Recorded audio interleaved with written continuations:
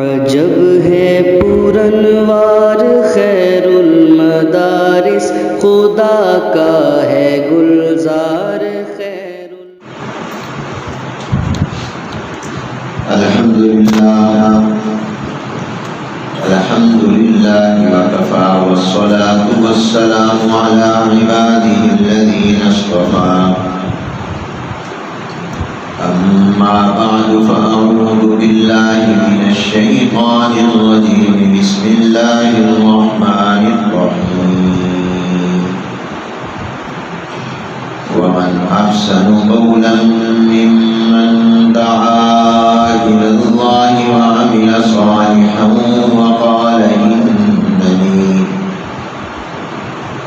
وقال اننی من المسلمین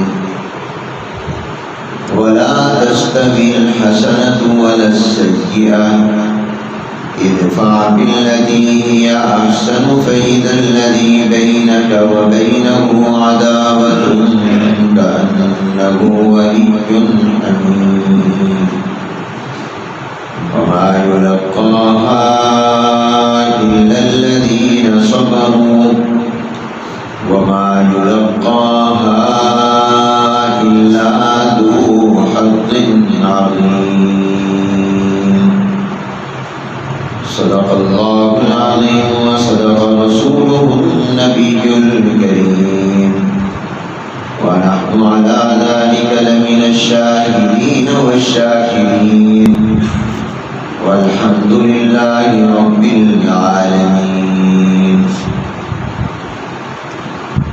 بزرگان محترم، معزز حاضرین، برادران اسلام، السلام علیکم ورحمۃ اللہ وبرکاتہ.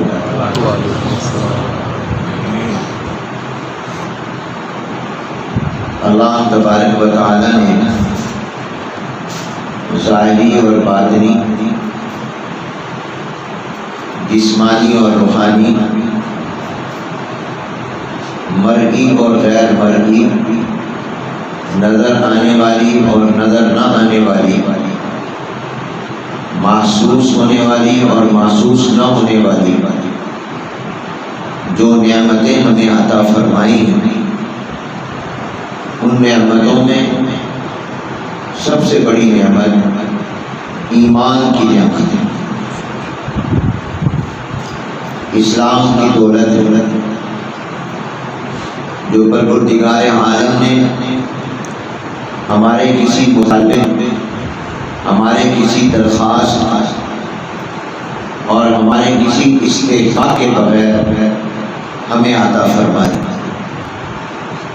اگر ہماری مرضی پر چھوڑ دیا جاتا کہ تم خود اپنے لیے انتخاب کرو کسی مذہب کا، تو نہ معلوم ہم کیا ہوتے اور کہاں بھٹک رہے ہوتے. یہ اس پروردگار عالم کا احسان عظیم ہے کہ اس نے ہماری کسی درخواست، کسی مطالبے، کسی استحقاق کے بغیر از خود ہمیں ایمان کی اور اسلام کی نعمت اس طرح عطا کر دی کہ مسلمان گھرانے میں پیدا کر دی.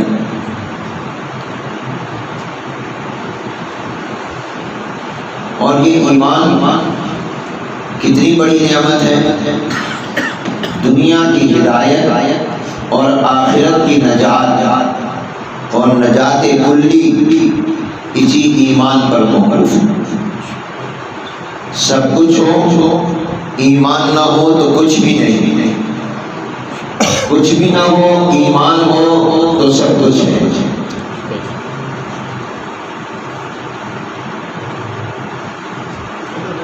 یہ ایمان اتنا عظیم ہے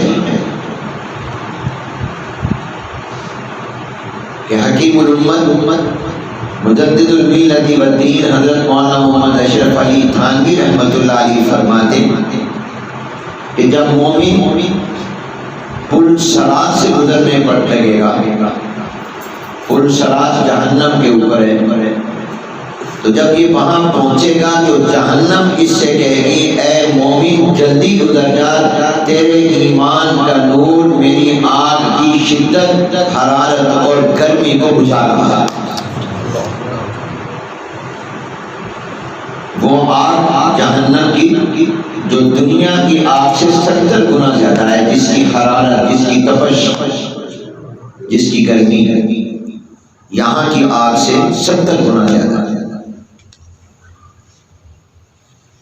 وہ آگ کہیں گی اے مومن تو بس دیر نہ کر، جلدی سے گزر جا پل سرات، تیرے ایمان کا نور اور روشنی میری آگ کی حرارت اور تپش اور شدت کو متاثر کر رہی ہے۔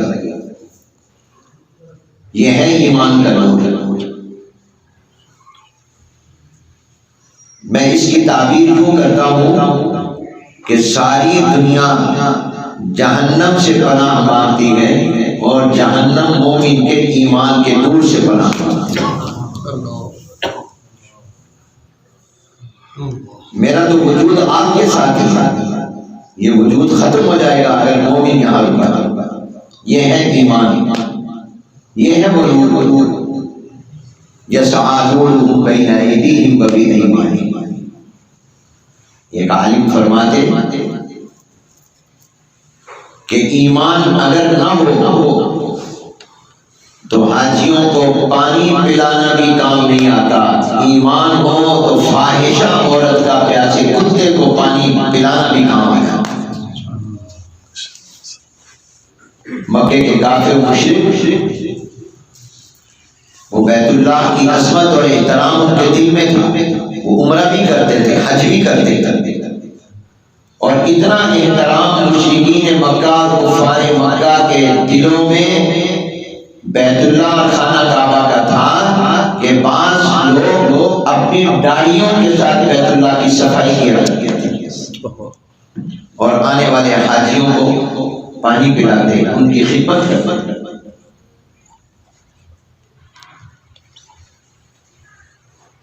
لیکن ایمان نہیں تھا تو یہ حاجیوں کو پانی پلانا بھی آخرت میں ان کے کام نہیں آئے گا۔ قرآن کریم میں اللہ نے فرمایا اجعلتم سقایۃ الحاج وعمارۃ المسجد الحرام کمن آمن باللہ والیوم الآخر، کیا تم نے حاجیوں کو پانی پلانا اور بیت اللہ کی آبادی کو ایمان کے برابر سمجھ لیا؟ زمین و آسمان سے زیادہ فرق ہے، کوئی نسبت ہی نہیں۔ اللہ تعالیٰ کسی کافر کی نیکی کو ضائع نہیں کرتے، اللہ اس کو بھی بدلہ دیتے ہیں مگر دنیا میں ہی دیتے ہیں۔ مومن کو اللہ دنیا میں بھی دیتے ہیں، آخرت میں بھی دیتے ہیں۔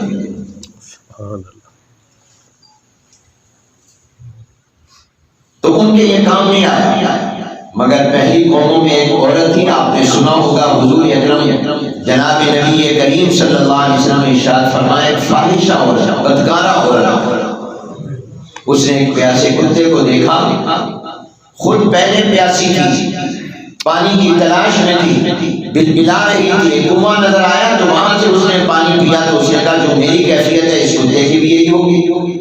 ترس آیا، فوراً اس نے اس کو پانی پلایا تو اللہ نے اس فاحشہ عورت کو جنتی بنا دیا۔ فرق کیا ہے؟ وہاں حاجیوں کو پانی پلانا کام نہیں آیا، یہاں پیاسے کتے کو پانی پلانا کام آیا۔ کیوں؟ اس لیے کہ وہاں ایمان نہیں تھا، یہاں ایمان ہے۔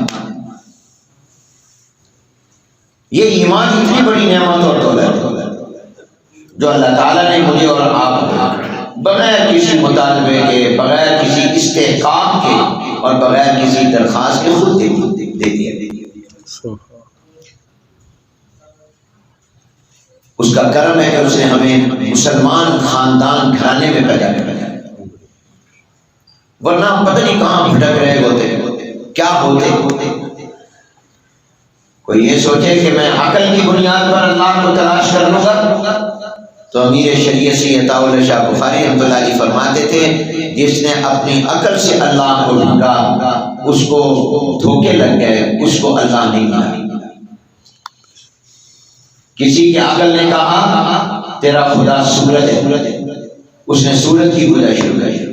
کسی کی عقل نے کہا کہ تیرا خالق اور مالک اور تجھے پیدا کرنے والا چاند ہے، اس نے چاند کی پوجا شروع کی۔ کسی کو اس کی عقل نے کہا یہ ستارے خدا ہیں، اس نے ستاروں کی پوجا شروع کی۔ کسی کو اس کی عقل نے کہا کہ اپنے ہاتھوں سے اپنا خدا بنا، خود بت بنا کر اس کی پوجا کر، اس نے اپنے ہاتھ سے اپنا خدا بنایا، معبود بنایا، اور اس کے آگے ان مورتیوں کے آگے پوجا کرنے لگا۔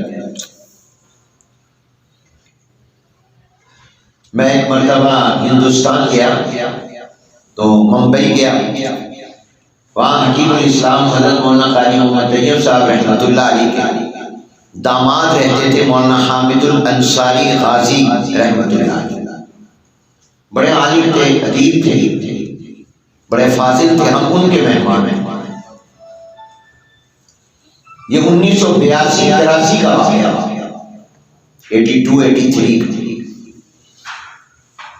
یہی شام کا عصر کے بعد کا وقت تھا۔ وہ ممبئی میں ہمیں لے گئے سیر و سیاحت کے لیے، تو وہاں ہمیں وہ سمندر کے پاس لے گئے، ساحل سمندر پر لے گئے۔ کراچی کی طرح ہے ممبئی، اس کا موسم بھی، ویدر بھی، باقی سب چیزیں تقریباً ملتا جلتا ہے۔ تو جب ہم گئے وہاں ساحل سمندر پر، تو ہم ٹہل رہے تھے، یہی وقت تھا عصر کے بعد کا۔ ایک خاتون آئی بڑی بہترین گاڑی میں، انہوں نے آ کر گاڑی روکی سمندر کے کنارے، اور ان کے ڈرائیور نے نکل کر اس ڈگی میں سے پھلوں کی ٹوکریاں نکالی، فروٹ ساتھ تازہ بہترین لائی، اور وہ جناب ڈرائیور اور اس کا ملازم جو ہے وہ اس کے قریب کر رہا ہے، اور وہ باری باری ان تمام ٹوکریوں میں سے پھل نکال کر سمندر میں ڈال دے۔ تو میں نے مولانا حامد الانصاری غازی سے کہا کہ حضرت یہ اتنے بہترین پھل سمندر میں کیوں ڈال دیا؟ یہ مچھلیوں کی خوراک نہیں ہے۔ مکئی کے دانے لوگ ڈالتے ہیں، کچھ اور چیزیں ڈالتے ہیں جو سمندر کی مچھلیوں کی خوراک، یہ تو ان کی خوراک بھی نہیں، اور پھر یہ ضائع کر رہی ہے، اس کو اگر خود نہیں چاہیے تو ہمیں دے دے۔ تو مولانا حامد الانصاری غازی مرحوم نے مجھ سے فرمایا، مولوی حنیف آپ کو پتہ نہیں ہے، یہ ہمارے ہندوستان میں ایک ایسی قوم بھی ہے کہ جو سمندر کی پوجا کرتی ہے، جو سمندر کو اپنا خدا مانتی ہے، یہ اپنی ایک طرح کی عبادت کر رہی ہے۔ میں نے کہا دیکھو اللہ نے کیا عقل پر پردہ ڈالا، ہمارا عقیدہ یہ ہے کہ ہمارا اللہ ہمیں کھلاتا ہے، یہ ایک ایسی قوم ہے جو اپنے اللہ کو کھلانے آئی ہے۔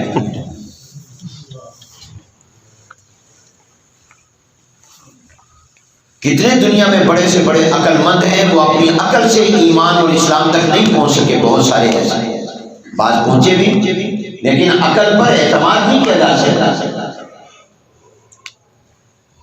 سورج کی پوجا کرنے والے، چاند کی پوجا کرنے والے، ستاروں کی پوجا کرنے والے، عورت کی پوجا کرنے والے، گائے کی پوجا کرنے والے، سمندروں کے پانی کی پوجا کرنے والے، اور بت بنا کر ان کی پوجا کرنے والے، یہ تو شروع سے چلے آ گئے۔ کیا یہ سب بے وقوف تھے جن کے پاس عقل نہیں تھی؟ عقل تو تھی مگر وہ عقل نہیں تھی جو ہونی چاہیے۔ تو اگر عقل پر چھوڑ دیا جاتا کہ تم اپنی عقل سے اپنے اللہ کو تلاش کرو، تو شاید ہی کوئی تلاش کرتا۔ یہ اس کا کرم ہے کہ ایک تو اس نے عقل کے ذریعے نہیں، اللہ نے اپنا نبی اور پیغمبر بھیج کر ہمیں روشنی عطا کی۔ تو شاہ جی فرماتے تھے کہ عقل سے انسان خدا تک نہیں پہنچتا، نبی کے راستے سے اللہ تک پہنچتا ہے۔ جس نے اپنی عقل کے ذریعے ڈھونڈا اس کو کبھی کسی کو نہیں ملا، بہت ساروں کو نہیں ملا، لیکن جو جناب نبی کریم صلی اللہ علیہ وسلم کے دروازے پر آیا اس کو پتہ چلا کہ اللہ کون ہے اور اللہ تک کیسے پہنچے۔ تو یہ ایمان بہت بڑی نعمت اور دولت ہے جو رب کائنات نے ہمیں بلا مطالبہ، بلا استحقاق، بلا درخواست اپنے کرم سے عطا کر دی اور مسلمان گھرانے میں پیدا کر دی۔ وہ بھی خوش نصیب ہیں جو نان مسلم تھے مگر اللہ نے ان کو ایمان کا نور عطا کر دیا، ایمان کی روشنی عطا کر دی۔ تو یہ جو چلت پھرت ہے، یہ جو دعوت اور تبلیغ کا کام ہے، اس کا بنیادی مقصد کیا ہے؟ اس کا بنیادی مقصد ہے ایمان اور اسلام کی طرف لوگوں کو لانا، غیر مسلموں کو ایمان کی دعوت دینا، اور مومنین کو تکمیل ایمان کی دعوت دینا۔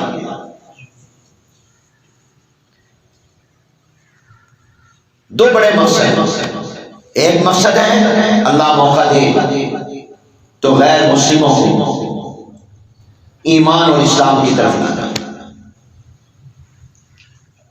اور دوسرا بڑا مقصد ہے مومنین اور مسلمانوں کو اپنے ایمان کے تقاضوں پر عمل کرنے اور اپنے ایمان کو مکمل کرنے کی طرف دعوت دینا اور دینا۔ یہ تبلیغ ایمان اور تبلیغ اسلام کی محنت بھی ہے، اور یہ تعمیل اور تکمیل ایمان کی محنت بھی ہے۔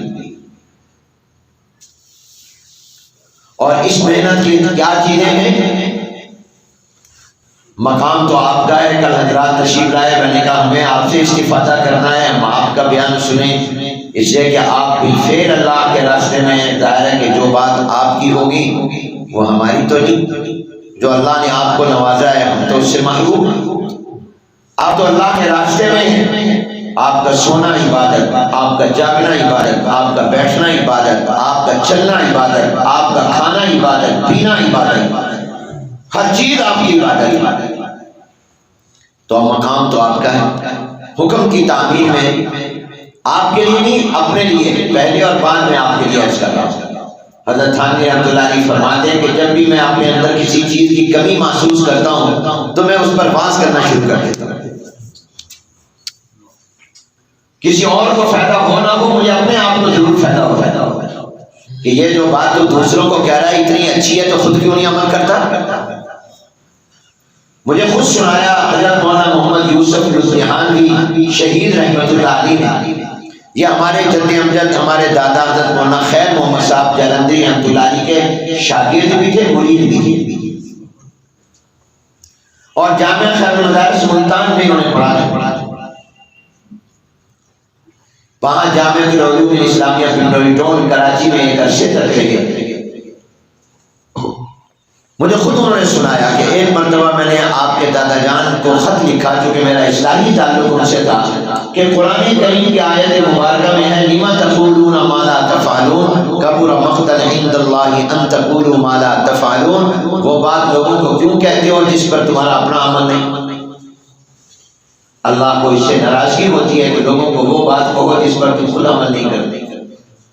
تو فرمایا اس سے معلوم ہوتا ہے کہ بے عمل آدمی کو دعوت اور تبلیغ کا کام اور واعظ و نصیحت کا کام نہیں کرنا چاہیے، جبکہ ہم تو بہت سی ایسی چیزوں کی لوگوں کو دعوت دیتے ہیں جن پر ہمارا اپنا عمل نہیں ہوتا۔ ہم لوگوں سے کہتے ہیں نماز پڑھو، خود بعض اوقات نماز نہیں پڑھتے، سستی کرتے، تو اس کا مطلب یہ ہوا کہ جو خود نمازی نہیں وہ دوسرے کو نماز کا نہ کہے، جو خود سچ نہیں بولتا وہ دوسروں کو بھی نہ کہے سچ بولو۔ اس آیت کا تو مطلب یہی بنتا ہے قرآن کریم، بے عمل آدمی کو دوسرے کو کوئی نصیحت نہیں کرنی چاہیے، پہلے خود عمل کرے پھر نصیحت کرے۔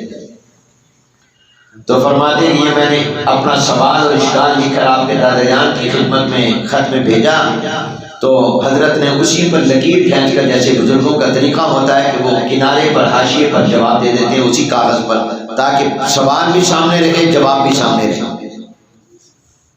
تو اسی خط پر لکیر کھینچ کر آپ کے دادا جان نے لکھا یہ آیت مبارکہ ترک دعویٰ کے لیے ہے، ترک دعوت کے لیے۔ ہمارے جد امجد خیر الکلام ما قل ودل، مختصر بات کرتے تھے، بڑی معنی خیز کرتے تھے۔ فرمایا یہ آیت مبارکہ ترک دعویٰ کے لیے ہے، ترک دعوت کے لیے نہیں۔ یعنی اس آیت کا یہ مطلب نہیں ہے کہ اگر تم خود نماز نہیں پڑھتے تو اپنے بچوں کو بھی نماز کا نہ کہو، بیوی کو بھی نماز کا نہ کہو، اگر تم خود قرآن نہیں پڑھتے کسی کو قرآن پڑھنے کا نہ کہو، اگر تم خود نیک اعمال نہیں کر رہے دوسروں کو بھی نیک اعمال کا نہ کہو، یہ مطلب اس آیت کا نہیں ہے۔ آپ خود اگر عمل نہیں کر رہے تب بھی دوسروں کو کہہ سکتے ہیں، اس سے اللہ نہیں روک رہے۔ ہاں دعویٰ نہ کرو کہ جو کام نہیں کرتے دعویٰ کرو کہ میں کرتا ہوں، یہ تو جھوٹ ہو جائے گا۔ نماز نہیں پڑھتے تو یہ مت کہو کہ میں پڑھتا ہوں، قرآن نہیں پڑھتے تو یہ مت کہو کہ میں قرآن پڑھتا ہوں، دعویٰ نہ کرو کیونکہ یہ جھوٹ اور خلاف واقعہ ہو جائے گا۔ لیکن اگر تم نہیں نماز پڑھتے تو دوسروں کو ضرور کہو۔ اس لیے کہ ایک دن ایسا ہوگا کہ تمہارے کہنے کا تمہارے اپنے اوپر اثر ہوگا. کیونکہ التھانوی فرماتے ہیں کہ جب میں اپنے اندر کوئی کمی محسوس کرتا ہوں تو میں اس پر بحث کرنا شروع کر دیتا ہوں. کسی اور کو فائدہ ہو یا نہ ہو, مجھے فائدہ یہ ہو جاتا ہے. ایک نہ ایک دن میرے دل میں بات آتی ہے, اشرف علی جب یہ اتنی اچھی چیز ہے, اس کے اتنے تو فائدے بیان کر رہا ہے, تو پھر خود کیوں نہیں عمل کرتا؟ تو میں خود عمل کرنے لگ جاتا ہوں. سبحان اللہ. ہر داعی کی توجہ اس پر رہنی چاہیے, اور نیت یہ ہونی چاہیے کہ میں سب سے پہلے اپنے آپ کو کہہ رہا ہوں. میرا مخاطب سب سے پہلے میرا اپنا نفس ہے, پھر دوسری. جس راستے پر ہم نکلے ہیں, اس راستے کی سب سے پہلی چیز وہ اخلاص ہے کہ اللہ تعالیٰ کی رضا کے لیے نظر اللہ پر ہو. اور دوسری بات یہ ہے کہ صرف یہ نہ ہو کہ یہ ذہن میں ہو میں نے لوگوں کی اصلاح کرنی ہے, بلکہ یہ لوگوں کی اصلاح کرنے کے لیے ہی نہیں, اپنی اصلاح کے لیے بھی سفر ہوتا ہے. یہ نہیں کرنا, سب سے پہلے تو اپنا ہے کہ اپنی اصلاح کی ہے. اور یقیناً جب آدمی نکلتا ہے تو اس کو بہت سی چیزوں کی اس کو خود فکر ہوتی ہے کہ میرے اندر یہ کمی ہے. اور تیسرا یہ کہ کوشش کی جائے کہ جو میں کہہ رہا ہوں میں اس پر عمل کروں. امام الانبیاء رحمت عالم حضرت محمد رسول اللہ صلی اللہ علیہ وسلم نے جو دنیا میں انقلاب پیدا کیا ہے, آپ اگر حضور علیہ السلام کی سیرت طیبہ پر غور کریں تو اس کے بنیادی وجہ دو ہے. ویسے تو بے شمار اہل علم نے لکھی ہے, بنیادی دو. نمبر ایک, جناب نبی کریم صلی اللہ علیہ وسلم کے دل میں انسانیت کی خیر خواہی اور ہمدردی, محبت اور شفقت اور پیار. اس نے دنیا میں انقلاب پیدا کیا, دشمن کو بھی دوست بنا, مشرکوں کو موحد بنا دیا, اور ایسا انقلاب پیدا کیا کہ دلوں کا انقلاب ہے.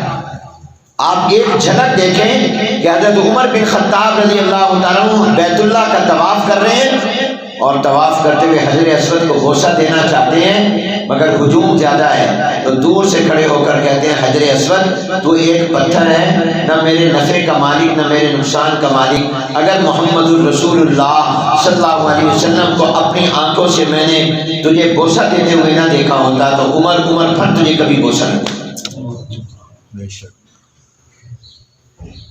اس لیے نہیں کہ تو میرے کوئی نفع نقصان کا مالک. اب انقلاب کیا ہوا کہ یہی عمر رضی اللہ عنہ اسلام لانے سے پہلے اپنے ہاتھوں سے پتھر بنا کر سجدہ کرتے ہیں, نفع نقصان کا مالک سمجھتے ہیں. لیکن جب دامن مصطفیٰ سے وابستہ ہوئے تو اتنی تبدیلی آئی کہ وہ پتھر جو جنت سے آیا ہے, جس کو اللہ نے بھیجا ہے, جو بیت اللہ میں لگایا گیا ہے, جس کو رسول اللہ میں لگایا گیا ہے, اس کو بھی خطاب کر کے کہتے ہیں نہ تو میرے نفع کا مالک ہے نہ میرے نقصان کا مالک ہے. اگر میں نے جناب نبی کریم حضور اکرم صلی اللہ علیہ وآلہ وسلم کو نہ دیکھا ہوتا تو عمر بھر تجھے کبھی بھی بوسہ نہ دیتا. یہ انقلاب کیسے آیا؟ حضور کی محبت اور شفقت سے, ہمدردی اور خیرخواہی سے. آپ لوگوں کے دلوں کو بدل سکتے ہیں محبت کے ساتھ, پیار کے ساتھ. علامہ نور الدین حیثمی رحمۃ اللہ علیہ نے مجمع الزوائد ایک کتاب ہے, اس میں مسند احمد اور معجم طبرانی کے حوالے سے ایک عجیب و غریب واقعہ نقل کیا ہے کہ ایک نوجوان سرور کائنات جناب نبی کریم صلی اللہ علیہ وسلم کی خدمت میں آیا. حضور تشریف فرماتے, صحابہ دائیں بائیں بیٹھے, تو آ کر کہنے لگا کہ یا رسول اللہ صلی اللہ علیہ وسلم میں ایک کام کی اجازت لینے آیا. حضور علیہ السلام نے فرمایا بتاؤ کیا, کس کام کی اجازت؟ کہا یا رسول اللہ مجھے زنا کی اجازت دینا, بدکاری کی اجازت دینا. ذرا آپ تصورات کی دنیا میں سوچیں کس گناہ کی اجازت مانگی جا رہی ہے جو روز اول سے آج کے دن تک ایک لمحے کے لیے بھی کسی شریعت میں حلال نہیں ہوا. شراب تو ایک زمانے میں حلال رہی, لیکن زنا ایسی چیز ہے جو کبھی بھی حلال نہیں ہوا کسی وقت. اور پھر اجازت کس سے مانگ رہا ہے؟ جس کی عفت و عصمت اور پاک دامنی کے آگے فرشتوں کا بھی سر جھک جاتا ہے۔ اب میں سے کوئی ہوتا کہتا ہے شرم نہیں آتی، کیا کہہ رہے ہو، دفع ہو جاؤ یہاں سے۔ مگر جناب نبی کریم صلی اللہ علیہ وسلم غصے کا اظہار کر کے اس نوجوان کو بدل نہیں سکتے تھے۔ حضور نے فرمایا پیارے کرو، اس کو پاس بلایا، اس کے کندھے پر ہاتھ رکھا، فرمایا یہ بتاؤ جو کام تم کسی اجنبی اور بیگانی عورت کے ساتھ کرنا چاہتے ہو، اگر کوئی تمہاری بہن کے ساتھ کرنا چاہے اجازت دو گے؟ غیرت گوارا کرے گی؟ اس نے کہا یا رسول اللہ ہرگز نہیں۔ فرمایا اگر کوئی تمہاری ماں کے ساتھ کرنا چاہے اجازت دو گے؟ کہا یا رسول اللہ ہرگز نہیں۔ فرمایا اگر کوئی تمہاری بیوی کے ساتھ کرنا چاہے غیرت برداشت کرے گی؟ کہا ہرگز نہیں۔ اس طرح مثالیں دے کر سمجھاتے رہے، اور پھر حضور اکرم صلی اللہ علیہ وسلم نے فرمایا اس کے لیے دعا کرو۔ ہاتھ اٹھائے، نبوت کی دعا فرمائی، اللہم اغفر ذنبا وطہر قلبا وحسن فرجا، اللہ اس کے گناہ کے ارادے کو بھی معاف کر دے، اس کی جوانی کو محفوظ رکھیں، اس کی عفت و عصمت کی حفاظت فرمائیں، اس کے دل کو پاک صاف کر دیں، اس کی شہوت کو محفوظ فرما دیں۔ اس نوجوان کی آنکھوں سے آنسو نکل گئے۔ جب حضور نے دعا ختم کی تو کہنے لگا یا رسول اللہ صلی اللہ علیہ وسلم میں نے ہمیشہ ہمیشہ کے لیے اس گناہ سے توبہ کر لی،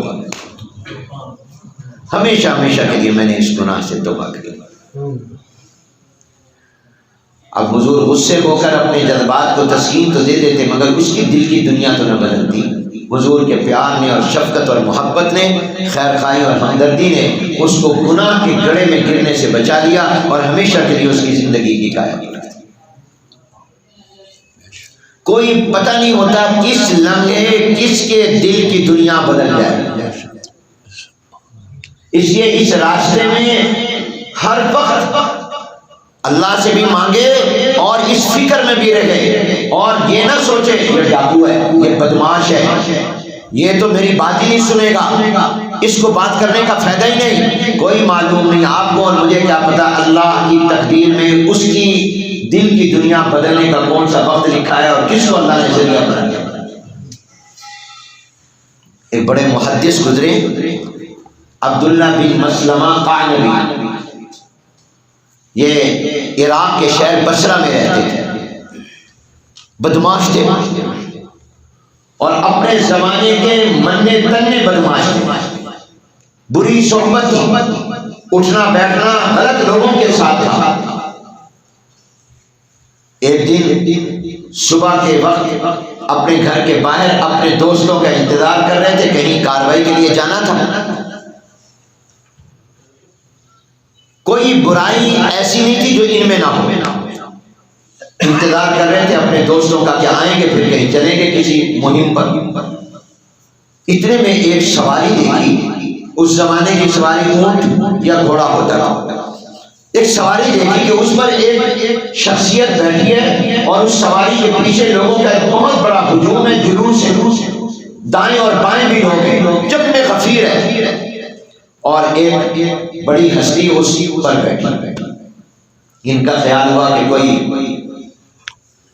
صدر ہوگا، وزیر اعظم ہوگا، کوئی بادشاہ ہوگا، اس زمانے کے بادشاہ بھی گھوڑوں پر ہی سفر کرتے تھے، کوئی دنیا کا بڑا حکمران ہوگا۔ جب وہ سواری ان کے مکان کے پاس پہنچی تو اس نے پوچھا اس عبداللہ بن مسلمہ خان یہ کون ہے؟ تو انہوں نے کہا کہ یہ ایک بہت بڑے عالم اور محدث ہیں، حضرت شعبہ رحمت اللہ علیہ۔ کہاں جا رہے ہیں؟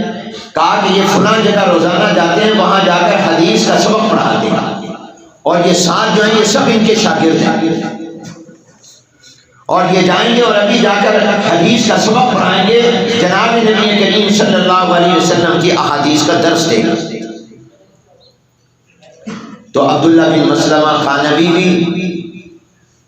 آگے آ گئے اس سواری کے، اور اس سواری کی لگام پکڑ لی، جو کہ بدماش تو تھے، دماغ خراب تو تھا ہی، تو کہنے لگے پہلے مجھے بھی ایک حدیث سناؤ پھر آپ کو جانے دوں گا۔ حضرت شعبہ نے کہا یہ کوئی طریقہ نہیں ہے سرکار دو عالم حضور اکرم صلی اللہ علیہ وسلم کی حدیث کو سننے کا، تم ان لوگوں میں سے نہیں ہو جن کو یہ دولت دی جائے۔ وہ بدماش تو تھے، انہوں نے چھری نکالی۔ جو اس طرح کے لوگ ہوتے ہیں جرائم پیشہ، ان کے پاس ہتھیار پاس ہوتے ہیں، وہ جب ڈاکہ مارنے جاتے ہیں تو اپنے ساتھ اپنے لے جاتے ہیں۔ اس نے اپنی چھری نکالی اور کہا سناتے ہو حدیث یا نہیں، یا ابھی میں پھر چھری سے آپ پر حملہ کروں اور آپ کا کام پورا کروں؟ تو حضرت شعبہ سمجھ گیا کہ جب تک اب اس کو حدیث نہیں سنائی جائے گی یہ ہمارا راستہ نہیں چھوڑے گا۔ تو حضرت شعبہ رحمت اللہ علیہ نے فرمایا سنو حدیث۔ حضور اکرم صلی اللہ علیہ وسلم تک پوری سند بیان کی کہ میں نے کس سے سنا، میں نے کس سے سنا، انہوں نے کس سے سنا۔ پھر فرمایا جناب نبی کریم صلی اللہ علیہ وسلم کی حدیث مبارکہ ہے اذا لم تستحی فاصنع ما شئت، جب تو بے حیا ہو جائے تو جو چاہے کر۔ یہ حدیث سنائی، یہ جناب نبی کریم صلی اللہ علیہ وسلم کی حدیث مبارکہ اور ان کا فرمان ہے۔ حیا روکتی ہے انسان کو غلط کاموں سے، تو جب حیا نہ رہی تو پھر جو چاہے کرو۔ یہی حدیث سنائی اللہ نے دل میں ڈالی موقع پر اذا لم تستحی فاصنع ما شئت۔ سرکار دو عالم صلی اللہ علیہ وسلم نے فرمایا جب تو بے حیا ہو جائے پھر جو چاہے کر۔ دل پر چوٹ لگی، فوراً معافی مانگی، فوراً توبہ کی، بدماش سے محدث بن گئے۔ سبحان اللہ۔ اور اتنے بڑے محدث بنے کہ امام بخاری رحمۃ اللہ علیہ کے استاد ہیں۔ کیا تھے، کیا بن گئے؟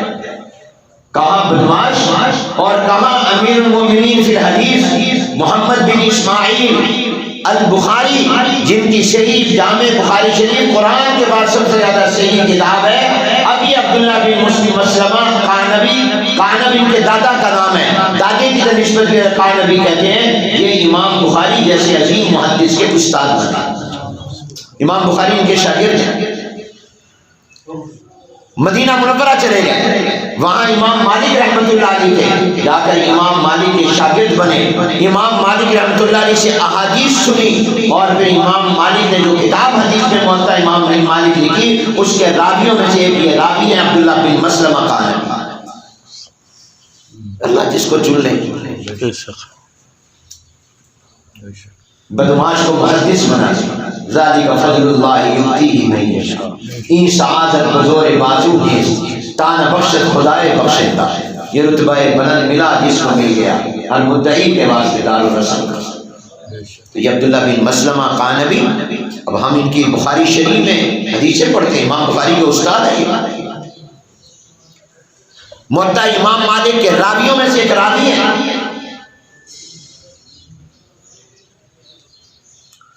کوئی پتہ نہیں ہوتا کہ کس وقت آپ کی زبان سے کون سی بات اللہ نکلوائے اور دوسرے دل پر اثر کرتے اور اس کی کایا پلٹ جائے۔ اس لیے ہر وقت دعوت کا کام کرو، ہر ایک سے کرو، کوئی پتہ نہیں کہ کس وقت میں اللہ اس کی دل کی دنیا اور بدل دے، کایا پلٹ جائے۔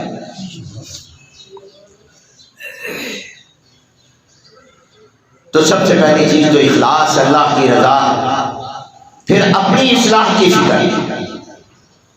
یہ واقعہ حضرت مولانا مفتی محمد تقی عثمانی صاحب دامت برکاتہم اور مولانا مفتی محمد رفیع عثمانی صاحب دامت برکاتہم دونوں حضرات نے نقل کیا اپنے والد حضرت مفتی محمد شفیع صاحب نے کہ ایک مرتبہ دارالعلوم دیوبند سے حضرت مفتی محمد شفیع صاحب رحمۃ اللہ علیہ سفر کر کے نظام الدین دہلی آئے۔ حضرت مولانا محمد الیاس رحمۃ اللہ علیہ کی بیمار کرسی کے لیے، تیمارداری کے لیے، پتہ چلا بیمار ہے۔ حضرت مفتی محمد شفیع صاحب رحمۃ اللہ علیہ دارالعلوم دیوبند میں مفتی تھے، وہاں سے سفر کر کے آئے دہلی اور نظام الدین پہنچے۔ حضرت مولانا محمد الیاس رحمۃ اللہ علیہ کی بیمار کرسی کے لیے، عیادت کے لیے، تیمارداری کے لیے جب پہنچے تو معلوم یہ ہوا کہ حضرت بیمار ہیں اور ڈاکٹروں نے ملاقات پر پابندی لگائی۔ تو خدام نے بتایا کہ ہم آپ کا پیغام دے دیں گے لیکن حضرت سے ملاقات نہیں ہو سکتی. فرمایا بھی میرا سلام کہہ دینا اور میری طرف سے ان کی خیریت پوچھنا، میں واپس جا رہا ہوں. تھوڑی دیر میں حضرت کی آنکھ کھل گئی تو خدام نے بتایا کہ مفتی محمد شفیع صاحب رحمۃ اللہ علیہ تشریف لائے تھے اور وہ اس مقصد کے لیے آئے تھے. ہم نے یہ کہا اور میں بھی ان کا تو میں کئی دن سے انتظار کر رہا تھا، مجھے ان سے کام تھا، میں نے کچھ مسائل پوچھنے تھے، تو آپ جلدی سے جاؤ، دوڑو، بھاگو، دیکھو اگر وہ بس پر نہ چڑھے ہوں تو ان کو بلا کر. اس سے یہ بھی معلوم ہوا کہ مفتی نہیں بننا چاہیے ہر ایک. بہت سے لوگ ہوتے ہیں ان کو یہ غلط خیال ہو جاتا ہے کہ بس ہمیں دین آ گیا، ہم مسئلے بیان کریں، تو فضائل تک نہیں، مسائل تک نہ جائیں. وہ نہ کوئی جا سکتا ہے جو مفتی ہو. آج کل تو روزانہ شام کو یہ ٹاک شو ہوتے ہیں، وہاں بیٹھ کر بڑے فتوے دیتے ہیں، روزانہ فتوے جاری ہوتے ہیں. تو کئی مرتبہ ہم سے وہ پوچھتے ہیں کوئی جائے، میں نے کہا آپ ہم سے پہلے فتویٰ تو آپ نے دے دی ہے، تو ہم سے کیا پوچھتے ہو. تو مفتی محمد شفیع صاحب رحمۃ اللہ علیہ کو بلانے کے لیے فوراً بھیجا گیا. حضرات گئے تو حضرت ابھی بس پر سوار ہونے لگے تھے، بس اسٹینڈ پر پہنچ گئے تھے، دہلی سے دیوبند جانے کے لیے ابھی سوار نہیں ہوئے تھے. کہا حضرت یاد کر رہا واپس آ گئے. فرمایا میں نے ملاقات ہوئی، فرمایا میں بہت دن سے سوچا تھا آپ خط لکھوں یا ملاقات ہو جائے، تو میں نے آپ سے دو باتیں پوچھنی. آپ مفتی ہیں، پہلی بات یہ کہ ہماری دعوت و تبلیغ کا کام بڑھتا جا رہا ہے، پھیلتا جا رہا ہے، اللہ اس کو ترقی دے گی، قبولیت دے گی. اب یہ پتہ نہیں کہ یہ استدراج ہے یا واقعتاً اللہ کے ہاں ہمارا یہ کام قبول ہے. استدراج کا معنی ہوتا ہے ڈھیل، مہلت دینا.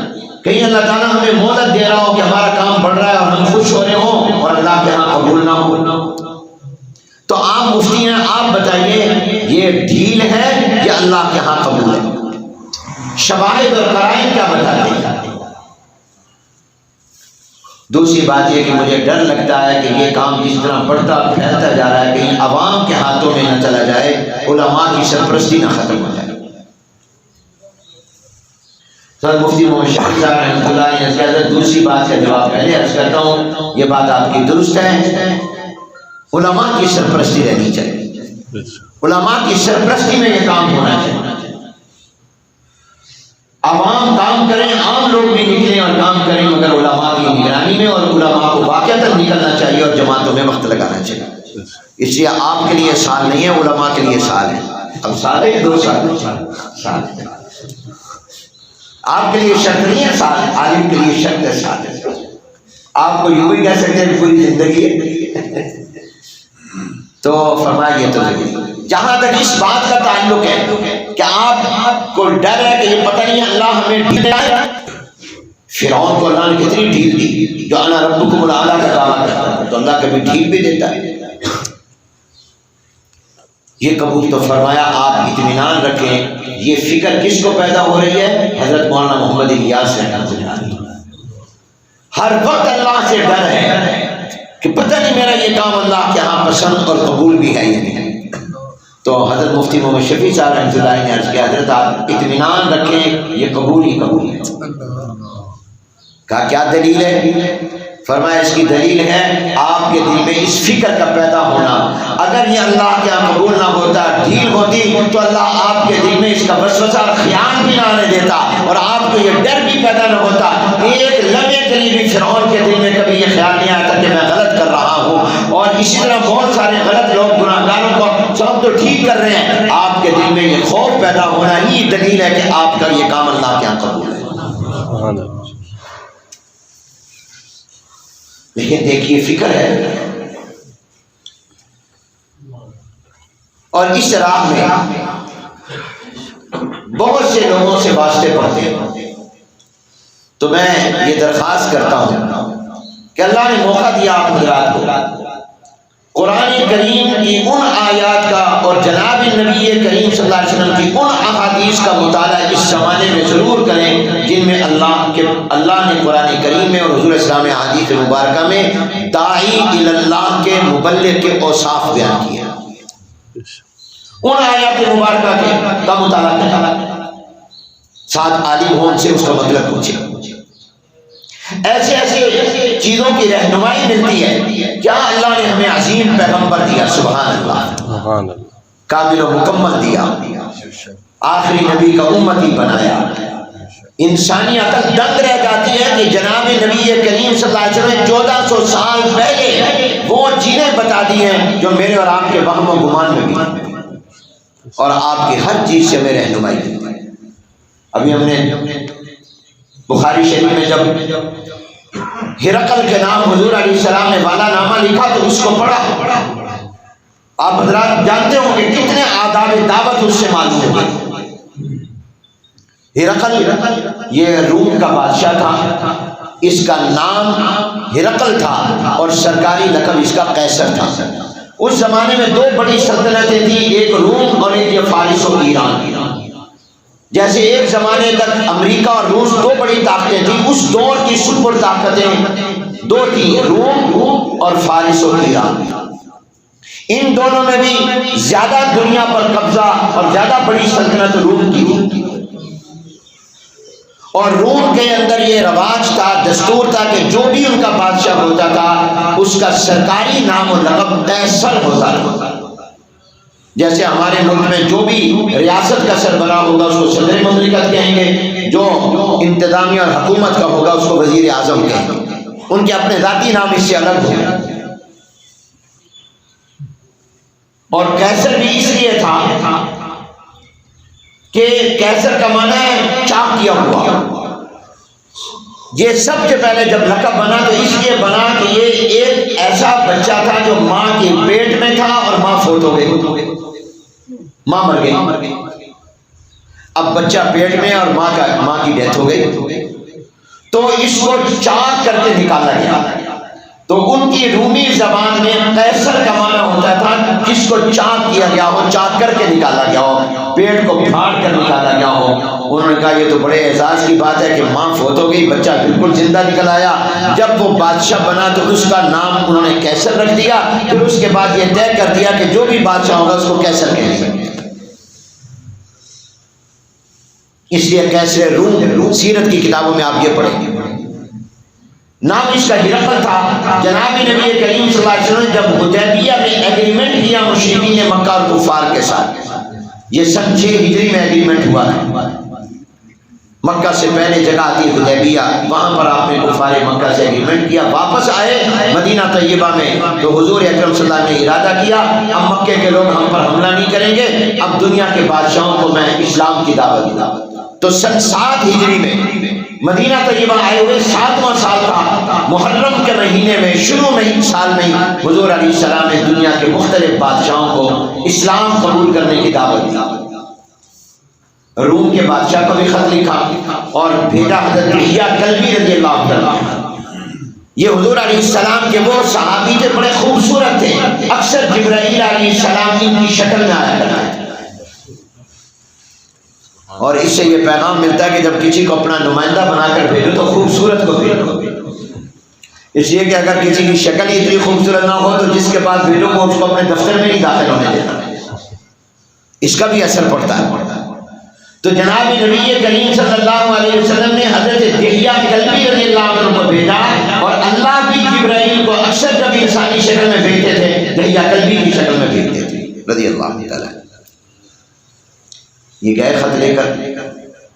تو اس وقت میں ہرقل جو تھا روم کا بادشاہ وہ مسجد اقصی جا ہوا.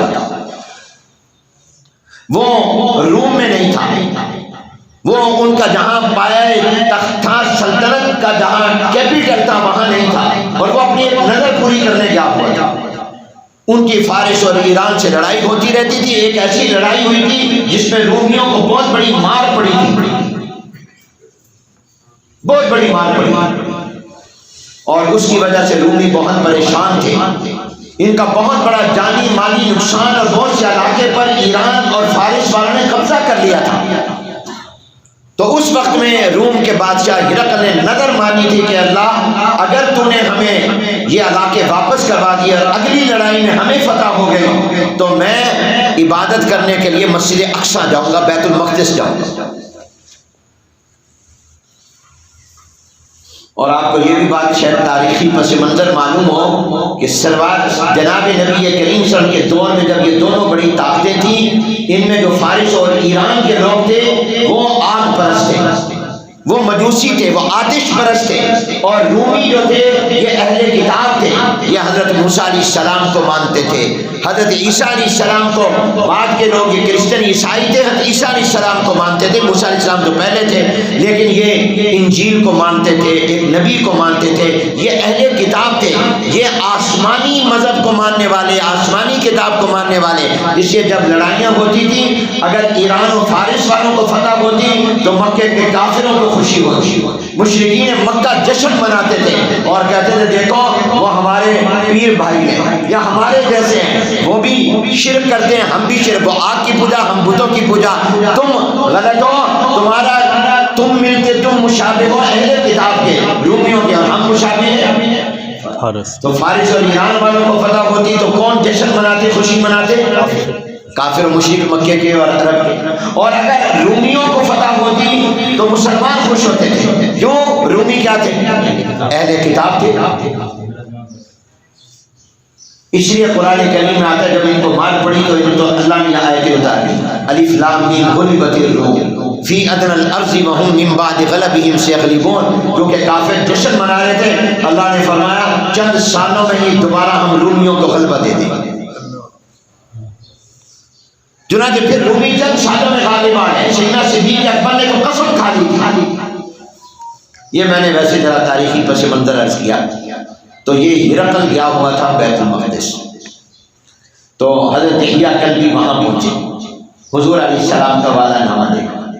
پورا واقعہ بیان کرنا مقصد نہیں تھا، جب حضور علیہ السلام کا والا نامہ پہنچا جس میں حضور ان کو اسلام کی دعوت دے رہے، تو حضور علیہ السلام نے کیا لکھا؟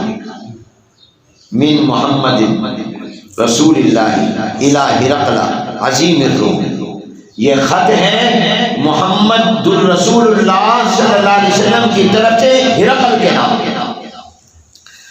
اب جناب نبی کریم صلی اللہ علیہ وسلم اس کو اسلام کی دعوت دے رہے ہیں، پہلا تو اس سے ہمیں اصول اور رہنمائی اور ادب یہ ملا کہ جناب نبی کریم صلی اللہ علیہ وسلم نے اس کا نام لے کر اس کو مخاطب کیا، اور آپ بھی جانے سے پہلے جس کو دعوت دیں اور دعوت دیں اگر اس کا نام پتہ چل جائے، ایک بار لوگوں کے یہاں لکھا ہوتا ہے نام لے کر اس کو بلانا، جیسے ہمارے پولیس کے ایک ساتھی بیٹھے ہیں، ان کے یہاں پر وردی پر نام لکھا ہے، اگر میں ان کا نام لے کر ان کو بلاؤں گا تو ذرا میری بات جتنے بھی غصے میں ہوں گے توجہ سے سن لیں۔ کسی افسر کے پاس جاؤ، اس کا نام پڑھ لو نا اور اس کا نام لے کر اس سے بات کرو تو وہ آپ تھوڑا سا نرم تو وہیں ہو جاتے ہیں۔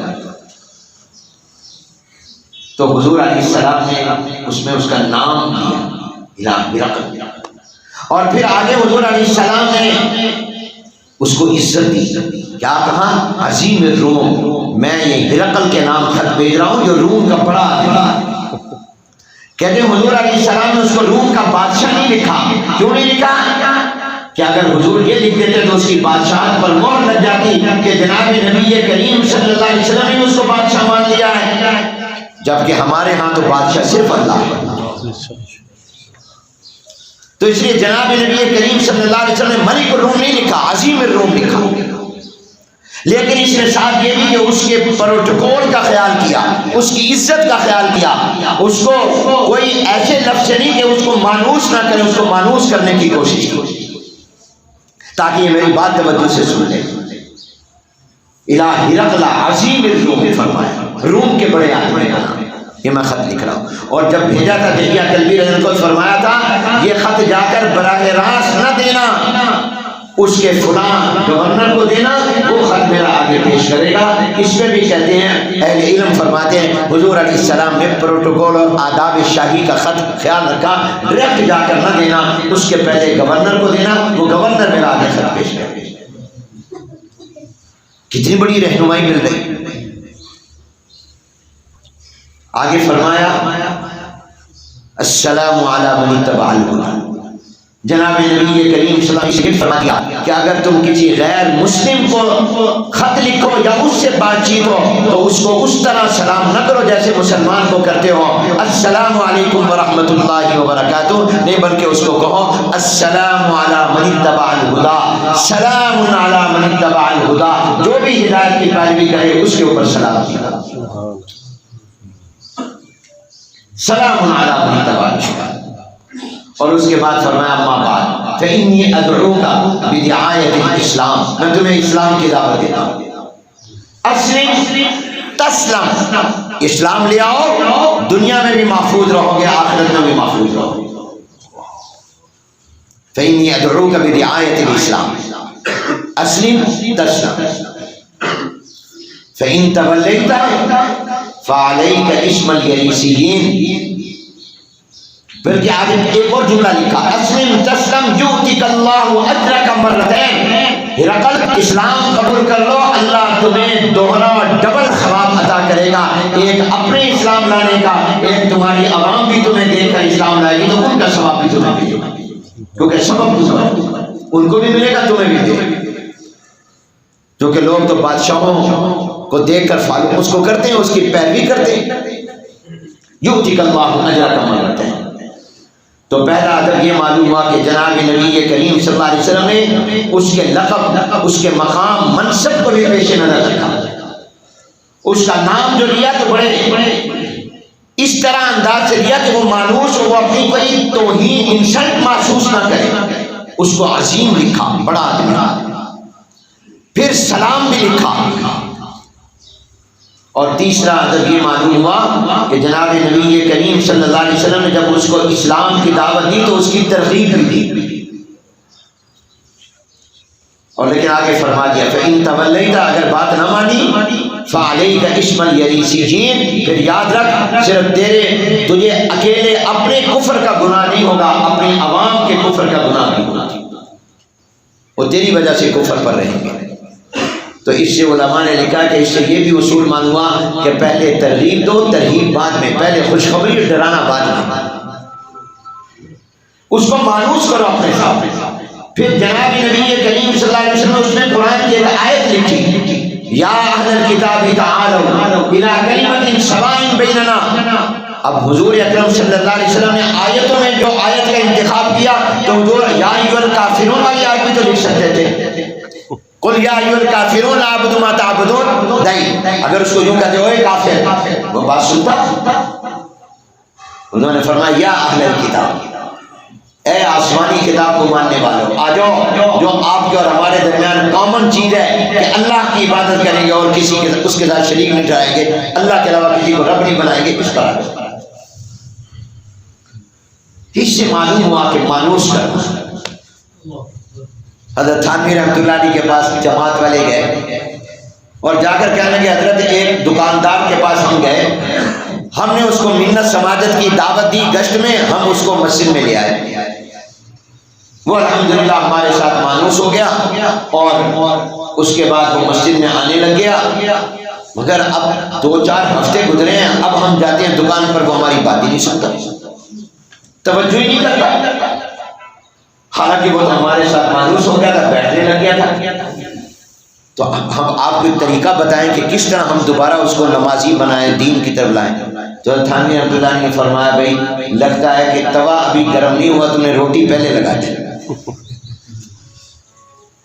اگر آپ توا گرم نہ ہو اور روٹی لگا دیں تو روٹی بنے گی یا وہ آٹا خراب ہو جائے گا؟ فرمایا پہلے تندور گرم تو ہونے دو، پہلے تندور گرم کرو پھر روٹی لگاؤ۔ تم نے شاید اس کو یہ کہہ دیا ہوگا 5 نمازیں فرض ہیں، فلاں فلاں چیز بھی فرض ہے، یہ بھی فرض ہے، یہ بھی فرض ہے، یہ بھی چھوڑو، یہ بھی چھوڑو، یہ بھی چھوڑو، یہ بھی چھوڑو، تو پہلے دن نہ بتاؤ، آہستہ آہستہ بتاؤ، توا گرم ہونے دو پھر روٹی لگاؤ۔ تو یہ تمام وہ چیزیں ہیں اور یہ کام اتنا عظیم ہے کہ اہل علم فرماتے ہیں کہ اگر دعوت و تبلیغ سے بڑا کوئی کام ہوتا تو پھر اللہ سب سے بڑے اللہ کی نظر میں تو نبی اور پیغمبر ہیں، پھر اللہ نبیوں کے سپرد وہ کام کرتے جو زیادہ بڑا ہوتا۔ جب اللہ نے یہ کام ان کے سپرد کیا ہے کہ میری طرف لوگوں کو بلاؤ، میرا دین پہنچاؤ، معلوم ہوتا ہے سب سے بڑا عظیم کام یہی ہے۔ یا ایھا الرسول بلغ ما انزل الیک من ربک. اس سے معلوم ہوا کہ تبلیغ اور دعوت سے بڑا کام کوئی نہیں ہے. اگر کوئی کام بڑا ہوتا تو نبیوں سے بڑا تو کوئی انسان نہیں ہے. سب سے بڑے تو اللہ کے نبی اور پیغمبر ہیں. اور ظاہر ہے کہ جو بڑے ہوں وہ کام بھی بڑا کیا کرتے ہیں, ان کے سپرد بھی بڑا کام کیا جاتا ہے. معلوم ہوا کہ انبیاء عظیم ہیں, اللہ نے ان کے سپرد بھی عظیم کام کیا. فرمایا کہ بلغوا عنی ولو آیا, میری طرف ایک آیت بھی پہنچاؤ, ایک بات بھی پہنچاؤ. اور لکھا ہے اس کی روشنی میں کہ اگر کوئی بات دین کی پہنچائے, جس کو پہنچا رہا ہے وہ عمل نہ بھی کرے, اس پہنچانے والے کو اجر اور ثواب مل جاتا ہے. یہ اللہ کے دین کو پہنچا تو رہا ہے. جب حضور اکرم صلی اللہ علیہ وسلم نے غزوہ خیبر کے موقع پر علی رضی اللہ عنہ کو ہاتھ جھنڈا دیا تھا تو حضرت علی نے جوش میں آ کر کہا تھا میں ان یہودیوں سے لڑوں گا جب تک یہ کلمہ نہ پڑھ لیں. حضور نے فرمایا حضرت علی جوش میں, آہستہ آہستہ, ہمارا مقصد مارنا نہیں, گردنیں اڑانا نہیں ہے, ان کو اپنا بنانا ہے. گردنیں کاٹنا نہیں, گردنیں جھکانا ہے. گردنیں کاٹنا نہیں ہے, گردنیں اللہ کے آگے جھکانا ہے. اگر اللہ تعالیٰ تمہارے ذریعے ایک کافر کو بھی ہدایت دے دے اور کلمہ پڑھوا دے, یہ تمہارے لیے سرخ اونٹوں سے بہتر ہے, سرخ اونٹوں سے. تو اس لیے اللہ تبارک و تعالی ہم سب کو یہ دین کی محنت نصیب فرمائے. اور واقعہ یہ ہے, میں ساؤتھ افریقہ گیا تو وہاں ڈربن میں حضرت مولانا سید سلیمان ندوی رحمۃ اللہ علیہ کے صاحبزادیوں نے مجھے سنایا کہ میرے والد فرمایا کرتے تھے جب پاکستان بننے کی تحریک چل رہی تھی کہ مجھے پاکستان بننے کے بعد ہندوستان میں ارتداد کا خطرہ ہے اور پاکستان میں الحاد کا خطرہ ہے. ہندوستان میں مجھے یہ خطرہ ہے کہ مسلمانوں کی بڑی تعداد جب چلی جائے گی الگ ملک میں تو یہاں جو مسلمان ہندوستان میں رہ جائے گا کہیں ایسا نہ ہو کہ ہندو ان کو دوبارہ کہیں ہندو ان کو اوپر محنت کر کے نعوذ باللہ یا تنگ کر کے ظلم کر کے ان کو مسلمان کی بجائے ہندو بنا دیں اور مسلمان کہیں مرتد نہ ہو جائے. مجھے یہ خطرہ ہے ارتداد کا, اور پاکستان میں خطرہ ہے الحاد کا, بے دینی کا. تو میں نے ان سے کہا حضرت اب تو وہاں بھی ارتداد بھی ہے الحاد بھی ہے, یہاں بھی ارتداد بھی ہے الحاد بھی ہے. واقعہ یہ ہے کہ اتنے دور دین سے لوگ ہیں کہ ذہنی اور فکری ارتداد میں ہے. ہمارا نوجوان طبقہ خاص طور پر بہت زیادہ ضرورت ہے کہ ہم سب دین کی محنت گھر گھر لے کر نکلیں. یہ نبیوں کا کام, پیغمبروں کا کام ہے, اور ہمیں اپنی اصلاح کے لیے بھی اس کی ضرورت ہے. آج ہم دیکھیں کہ ہمارے کتنے مسلمان بھائی ہیں جو وضو کرنا جانتے ہیں, وہ طہارت جانتے ہیں, کئیوں کو کلمہ نہیں آتا. کتنے مسلمان ہیں جو اپنے والد کے جنازے میں اور والدہ کے جنازے میں کھڑے ہیں, ان کو دعائیں جنازہ نہیں آتی. یہ ہماری ذمہ داری نہیں ہے. اب ہم نے دین پہنچانا ہے, جتنا ہمیں دین معلوم ہے اپنی اولاد کو دینا, اپنے دوستوں کو دینا, یہ ہماری ذمہ داری ہے. اللہ تعالیٰ ہمیں اس کے لیے قبول فرمائے. اور یہ حضرات ہیں جو ہمارے اپنے دور دراز سے آ کر ہمارے دروازے کھٹکھٹاتے ہیں, اللہ تعالیٰ ان کی عمروں میں برکت عطا فرمائے. میں دنیا کے بے شمار ملکوں میں گیا ہوں, تقریباً اکثر بر اعظموں میں جا چکا ہوں. میں نے ہر جگہ الحمدللہ اس محنت کی برکتیں اپنی آنکھوں سے دیکھی. اس دعوت کی محنت, اس محنت کی برکت. میں ناروے گیا, یہ آخری بات سنا کر ختم کرتا ہوں. اوسلو میں میرے ایک دوست کے میزبان, مجھے کہنے کے چند دن پہلے یہاں جماعت آئی, اس میں ایک عرب بھی تھا. تو امیر صاحب نے کہا اس عرب کو, وہ پہلی دفعہ نکلا تھا کہ آج تیرا بیان ہوگا مغرب کے بعد. اس نے کہا امیر صاحب میں نے تو آج تک بیان کیا ہی نہیں, مجھے تو بیان آتا ہی نہیں. امیر صاحب نے کہا نہیں تو نے بیان کر. اب امیر کی اطاعت ضروری ہے, آپ ہی نے بیان کر. اس نے کہا امیر صاحب مہربانی کریں, میں نے آج تک بیان نہیں, میں لوگوں کے سامنے کھڑا ہی نہیں ہو سکتا. انہوں نے فرمایا تم نے بیان کر دیا, بس یہ فیصلہ ہے, امیر کی بات مانو. اس نے کہا چلو یہ کھڑے ہو کر کہہ دینا کہ میں امیر صاحب کے حکم پر کھڑا ہو گیا ہوں, مجھے بیان کرنا نہیں آتا. اس نے کہا ٹھیک. اب چونکہ جماعت باہر سے جب آئے تو لوگ زیادہ آ جاتے ہیں، تو وہاں پہ مسلمان تو ترستے ہیں اس طرح کی چیزوں کو، بڑی تعداد مجمع کافی آیا کہ باہر سے جماعت آئی ہوئی ہے، اس نے حرف بھی۔ اب وہ کھڑا ہوا، خطبہ پڑھا، حمد و صلات کے بعد کہتا ہے ایھا المسلمون ایھا المؤمنون، اے میرے مسلمان بھائی، لیس الفرق بیننا و بین الصحابہ، ہمارے اور صحابہ میں کوئی فرق نہیں۔ اب امیر صاحب کو پسینے آنے لگ گئے کہ فتوے لگ جائیں گے، اس نے کہہ دیا کہ ہم میں اور جناب نبی کریم صلی اللہ علیہ وسلم میں کوئی فرق نہیں، ہمیں کہاں ملا یہ، کہاں ہم کہاں حضور کے صحابہ، وہ آسمان نبوت کے ستارے